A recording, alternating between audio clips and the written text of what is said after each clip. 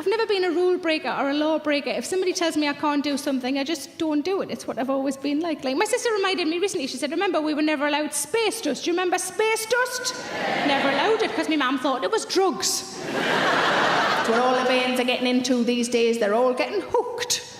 I'm sure she thought it was a gateway drug to dib, dabs and fountains. But my dad said, you've had it now, haven't you? And I went, no. And he went, but you're in your 30s. And I went, well, I'm not allowed. But I had quite a girly relationship with my mum when I was little. Like, if she got new makeup or new clothes, she'd always show me. Every single time she bought new perfume, she'd always say, do you want to smell of my new perfume? And I'd go, yes, please. And I'd go over to where she was. She'd bend down because I was only little. She'd pull her top to one side and I would inhale. And every single time she'd done a massive fart. She never told me. For years, that's what I thought Chanel No. 5 smelled like. At best, it's Chanel No. 2. But my sister, she likes to buy me little presents every now and again. You know, sort of, she always says, I saw this and I thought of you. And they're never, you know, they're not big and expensive. They're just daft little things that she's seen. The most recent one was a pillbox. I saw this and I thought of you. And it's a Mr. Man pillbox to show children that tablets can be fun. And the Mr. Man of choice is actually Little Miss Late. Finally, somewhere for all of my morning after pills.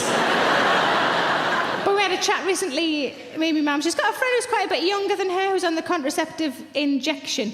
And I don't like the idea of the contraceptive injection, because when I was on the pill, I had a lot of bother with it, so it was quite nice to be able to come off it straight away. With the injection, it's a bit more complicated. It was a very sensible conversation. It was a very female conversation that my dad chose to interject. Put his paper down and he went, you should never mess with Mother Nature. And my mum went, never mess with Mother Nature. You can talk with your metal hips. My dad's a very friendly man. He likes to talk to people. He likes to talk to everybody. He likes to know people's names. He's the sort of person in a shop, he will read all of the name badges. So if we go in a shop, he gets his change off the lid down the till. He goes, thanks very much. Jean. We're just glad that he stopped staring at an old lady's tit. We got a train last year from London up to Newcastle. Me, my sister, my mum and dad managed to get a table on the train. Awesome work. And we got really cheap first-class tickets because we booked them when I was about 9. And a lady got on the train and sat across from us on her own. And my dad was instantly sort of itching to talk to her. Strange yet must chat. And they did have a very minor conversation. My dad said something like, it's not that cold down here, is it? And the lady said, no, it's much warmer than it is up north. That was it. That was the extent of the conversation. Yet my dad still saw fit in 10 minutes' time when the woman removed her cardigan to go, da-da-da, da-da-da-da.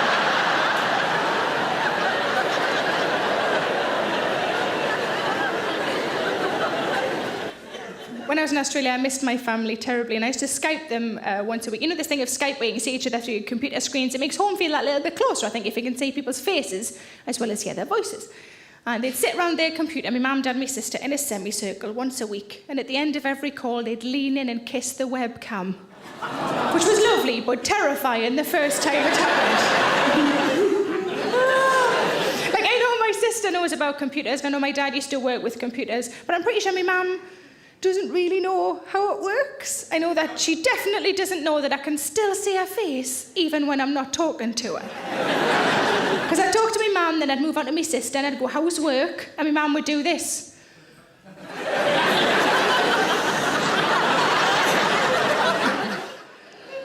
But whenever I spend time with my sister, we always go shopping, because my sister's a really good influence on me. For example, if I buy makeup, I always buy cheap makeup, because if I buy cheap makeup, I can buy more makeup.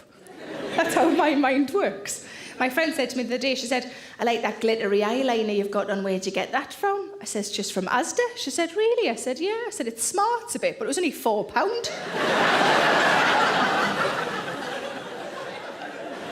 And my sister said, why don't we just buy one thing that's good quality, a bit more expensive, and will last? I said, that's a good idea.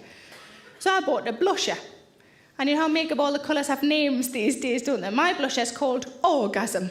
I was like, why does it have to be called orgasm? Why can't it just be fucking peach? I mean, peach.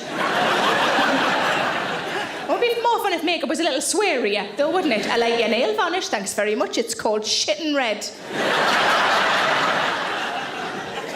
But my sister was determined to embarrass me in front of our parents, and she went, tell Dad what your blush is called. No. Tell Dad what your blush is called. No. I said, look, we're 35 and 41. Are you really going to reduce us to children? And she went, tell Dad what your blush is called. I said, right, shut up, I'll tell him. So I said, Dad, he's going to limber up for this kind of conversation. I said, Dad, he went, uh-huh. I went, me blusher. My blusher is called orgasm. And he thought he'd do a funny joke. And he said, when you put it on, does it make your face do this? And I went, whoa!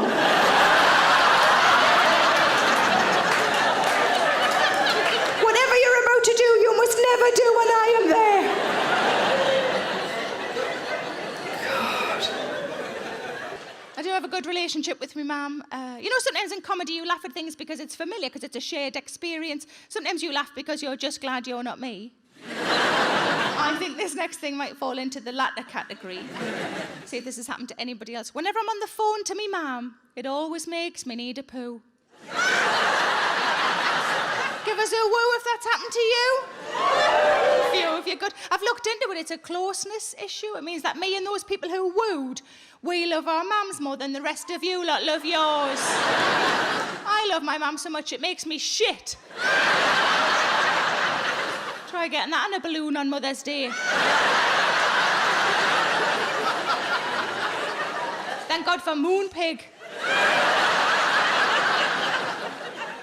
But I clearly get this cautious nature from my parents. When I was little and I wanted to play out, my mum would say, play out by all means in the back lane, but leave the backyard door open. And every 20 minutes I want you to come past that backyard door and just give us a little wave so that I know you're all right. And she'd stand at that kitchen window for what seemed like hours just to make sure that I was safe. And I know it's just that if I ever got abducted, I'd never be further than Gateshead. It's quite satisfying to say that my parents haven't changed in the intervening 30 years. They came to stay with me a few months ago for the weekend, and on the Sunday night, they're packing up the car to go home. And my mum has what she calls her pretty woman bags, which, you know, like the cardboard shopping bags as opposed to plastic ones. I'm glad that I know that's what she calls them, because a month before that, I'd been on the phone to her and she said, I've had a proper pretty woman day. And I thought, I hope you've been shopping and not just sucking off businessmen. She's retired, she's got a lot of time on her hands. But I took my mum, dad and my sister out for a nice meal just before Christmas. And midway through the meal, my mum said, when me and your dad go, we're going to go together. I said, what are we talking about now? When me and your dad go, we're going to go together. I said, are you talking about a suicide pact? And she went, no, we're not going to call it that. So I sort of did the what the fuck face at my sister. She quite calmly just said, as long as they leave me a letter explaining it, because I'm not going to go to prison for them. Just getting steadily worse. So I looked at my dad, because my dad's like the voice of reason in our family. I looked at my dad and said, what do you think about this? And he went, first I've heard of it. He did look genuinely gutted as well. He had massive plans for what he's going to do after my mum had died.